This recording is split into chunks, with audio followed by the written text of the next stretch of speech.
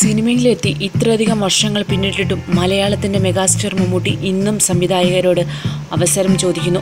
ആർ.ജെ. മാത്തുക്കുട്ടിക്കൊപ്പമുള്ള അഭിമുഖത്തിൽ മമ്മൂട്ടി തന്നെയാണ് ഇക്കാര്യം വ്യക്തമാക്കിയത്.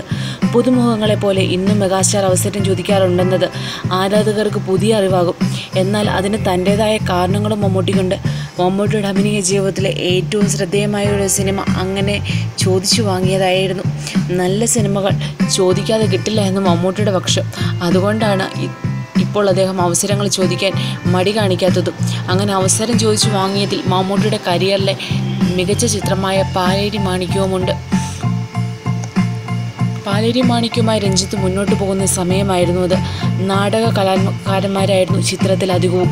അവർക്ക് വേണ്ടി കോഴിക്കോട് റിഹേഴ്സൽ നടത്തിക്കൊണ്ടിരിക്കുകയായിരുന്നു. ഇക്കാര്യം തൻ്റെ ഒരു സുഹൃത്തിൽ നിന്നായിരുന്നു മമ്മൂട്ടി അറിഞ്ഞത്.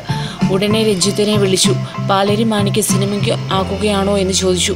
അതെ, അതിലെ ആർട്ടിസ്റ്റുകൾക്ക് വേണ്ടി ഒരു വർക്ക്ഷോപ്പ് സംഘടിപ്പിച്ചിരിക്കുകയാണെന്നായിരുന്നു മറുപടി. ചിത്രത്തിന് ആവശ്യമായ പുതുമുഖ നടന്മാരെ തിരഞ്ഞെടുത്തത് അവർക്കായിട്ടുള്ള വർക്ക്ഷോപ്പിലായിരുന്നു. മമ്മൂട്ടി ആ ചിത്രത്തിൽ ഉണ്ടായിരുന്നില്ല. രഞ്ജിത്തിനെ വിളിച്ച മമ്മൂട്ടി ചോദിച്ചു, തനിക്ക് റോളൊന്നുമില്ലേ? മമ്മൂട്ടി രഞ്ജിത്തിനോട് ചോദിച്ചത് ഒരു റോളായിരുന്നെങ്കിലും കിട്ടിയത് 3 റോളായിരുന്നു. പാലേരി മാണിക്യത്തിലെ നെഗറ്റീവ് ഷെയ്ഡുള്ള കഥാപാത്രവും നായകനും ഉൾപ്പെടെ മമ്മൂട്ടിയായിരുന്നു അവതരിപ്പിച്ചത്.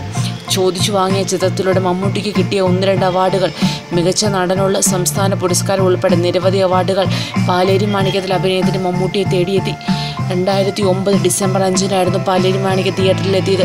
ഒരു സൂപ്പർ സ്റ്റാർ ചിത്രത്തിന് ആർഭാടങ്ങളില്ലാതെയാണ് ചിത്രം തിയേറ്ററിലെത്തിയത്. വെറും 40 തിയേറ്ററുകളിലായിരുന്നു ചിത്രം റിലീസ് ചെയ്തത്.